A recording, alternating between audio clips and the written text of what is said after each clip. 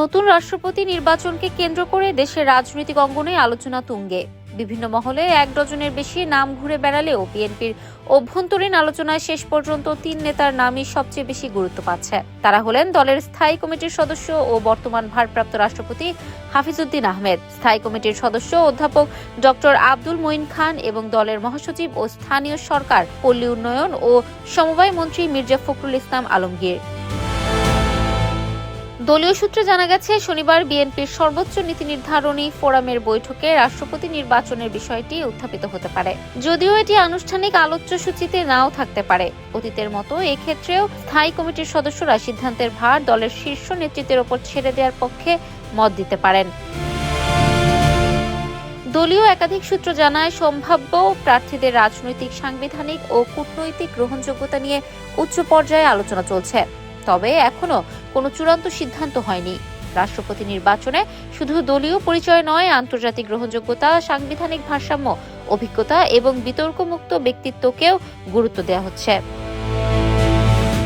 এই প্রেক্ষাপটে অধ্যাপক ডক্টর আব্দুল মঈন খানের নাম বিশেষভাবে আলোচনায় রয়েছে। পদার্থবিজ্ঞানে উচ্চশিক্ষা, নিউক্লিয়ার পদার্থবিজ্ঞানে গবেষণা, আন্তর্জাতিক গবেষণা প্রতিষ্ঠানে কাজ এবং বিজ্ঞান, পরিকল্পনা ও তথ্য প্রযুক্তি খাতে দীর্ঘ অভিজ্ঞতা তাকে সম্ভাব্য প্রার্থীদের মধ্যে শক্ত অবস্থানে রেখেছে বলে মনে করছেন সংশ্লিষ্টরা।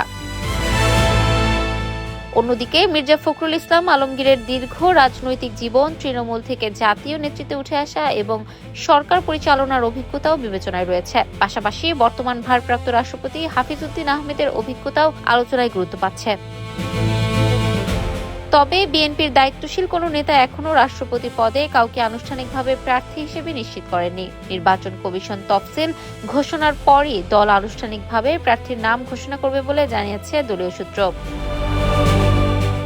রাজনৈতিক বিশ্লেষকদের মতে, রাষ্ট্রপতি নির্বাচনে ব্যক্তির রাজনৈতিক পরিচয়ের পাশাপাশি তার সাংবিধানিক দায়িত্ব পালনের সক্ষমতা, কূটনৈতিক দক্ষতা, সততা, গ্রহণযোগ্যতা এবং ভবিষ্যৎ রাজনৈতিক পরিস্থিতি মোকাবিলার সক্ষমতা বিবেচনায় নেওয়া জরুরি।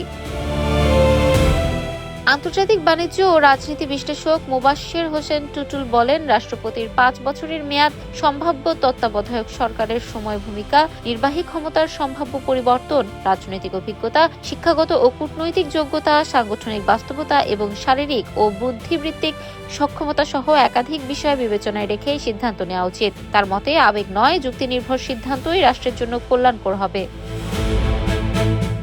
রাজনৈতিক বিশ্লেষক মহিউদ্দিন খান মনে করেন, রাষ্ট্রপতি হিসেবে এমন একজনকে নির্বাচন করা প্রয়োজন যার বিরুদ্ধে দুর্নীতির অভিযোগ নেই, রাষ্ট্রের প্রতি দায়বদ্ধতা রয়েছে এবং যিনি দৃঢ় ব্যক্তিত্বের অধিকারী। তার মতে, দলীয়ভাবে কাউকে মনোনয়ন দেয়া হলেও স্বচ্ছ ভাবমূর্তি ও গ্রহণযোগ্যতাকে সর্বোচ্চ গুরুত্ব দেওয়া উচিত।